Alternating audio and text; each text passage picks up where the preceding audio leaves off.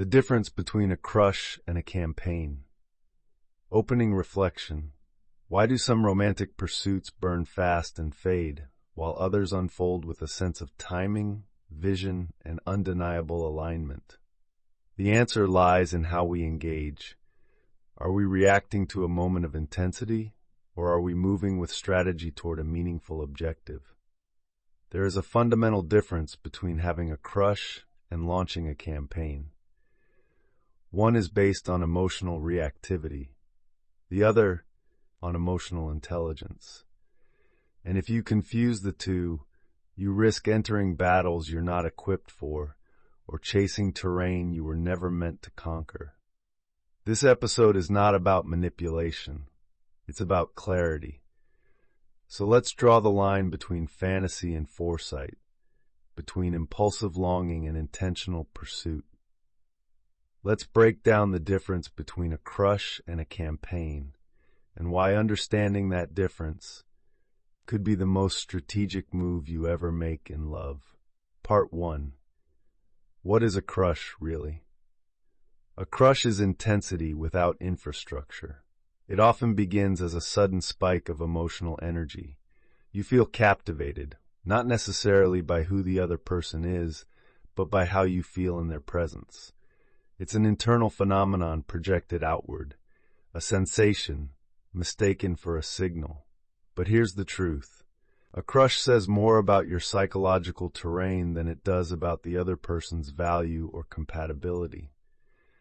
It can be triggered by an unmet need, a pattern from childhood, a fantasy you've projected onto someone who hasn't earned that role. Think of it like fog lighting up under a street lamp. You notice the beam, but you're really reacting to the mist already in your field. A crush is often fueled by scarcity. You fixate on one person because they represent access to something you believe is rare. Connection, beauty, validation, or emotional rescue. But the core of a crush is this. It's emotionally rich, but strategically blind. You don't have a plan. You don't know their landscape. You don't know your position. You don't even know if this terrain is worth crossing. You just feel drawn.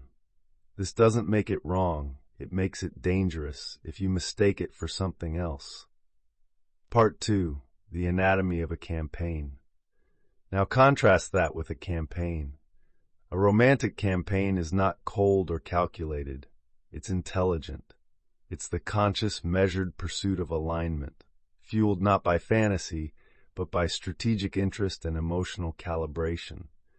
A campaign knows what it's moving toward, what's at stake, and whether the terrain is winnable without self-abandonment. In military terms, a campaign is a series of deliberate movements toward a specific outcome, with pause, regrouping, and intelligence gathering at every phase. Applied to romance, a campaign requires 1. Self-awareness. You must know your patterns, your true desires, and your capacity. 2. Opponent analysis.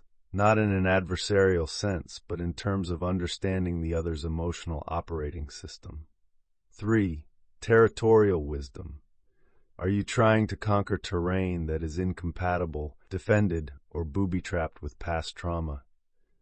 4. Timing. Do you move now or wait? Press forward or pull back? A campaigner knows when to retreat without ego collapse. A crushee panics when attention fades. This is why so many relationships collapse within the first few weeks, because they weren't relationships at all. They were campaigns that never launched, or crushes mistaken for compatibility. Part 3. Signs you're in a crush, not a campaign. Let's be precise. You are in a crush, not a campaign, if you feel a spike of emotion but haven't mapped their character.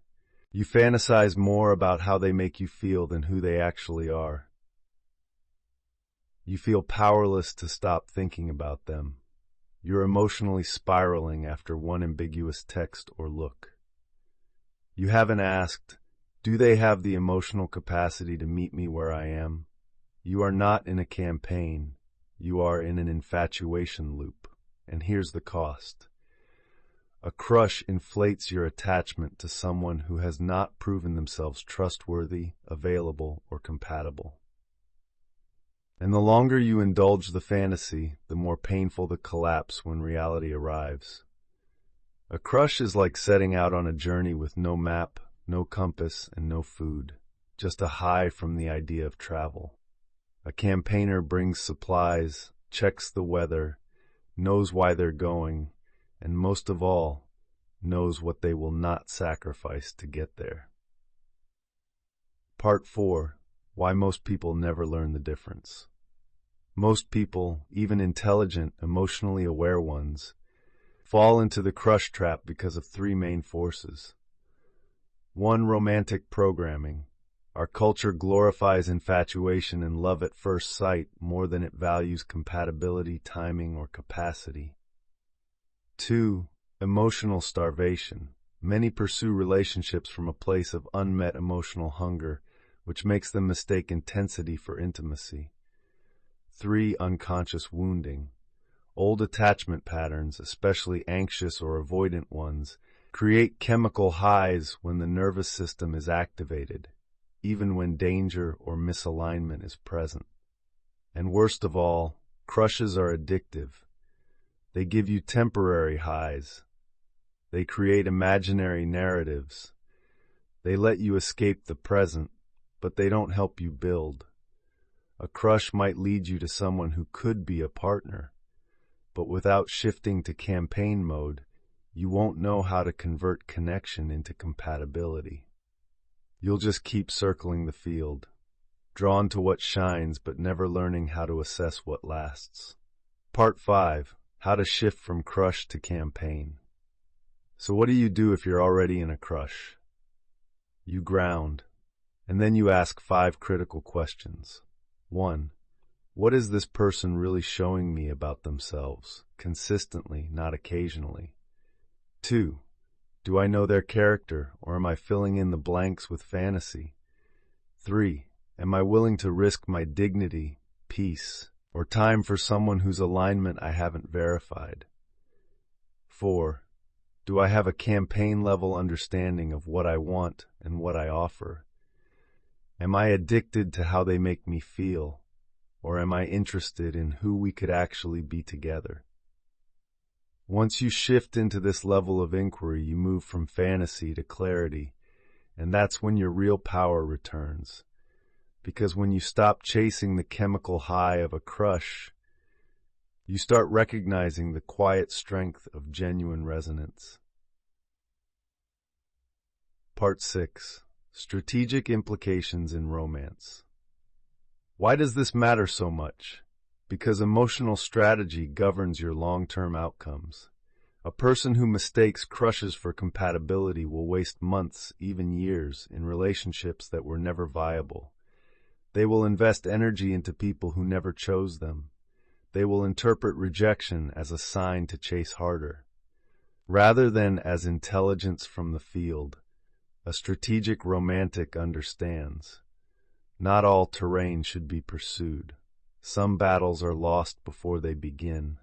Attraction is not the same as alignment, and no one is worth compromising your self-respect to pursue.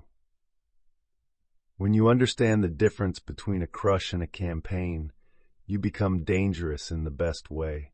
You're no longer swayed by charm. You study character. You don't rush in with declarations. You watch for patterns. You're not here to seduce or chase. You're here to assess and move in precision. This doesn't make you cold. It makes you wise. And wisdom is the ultimate aphrodisiac to those walking the same path. Closing reflection. Romantic intelligence is not about hiding your heart. It's about knowing when to offer it and when to protect it. A crush will make you feel alive for a moment. A campaign will build something that lasts. And if you want a love that's worthy of your presence, your power, and your peace, don't just fall. Advance. Deliberately, strategically, lovingly. Because you are not just a feeler. You are a commander of your emotional terrain, and in the realm of love, that is your greatest advantage.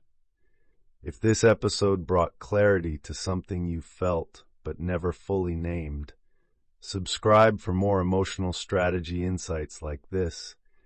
And if you'd like to go deeper into the hidden terrain of attraction, boundaries, and long-term connection. Thank you for being here. See you in the next episode of Strategic Intimacy. Next episode preview. In the next offering, we'll explore courtship as psychological reconnaissance, how the early stages of love are not about proving worth, but gathering intelligence.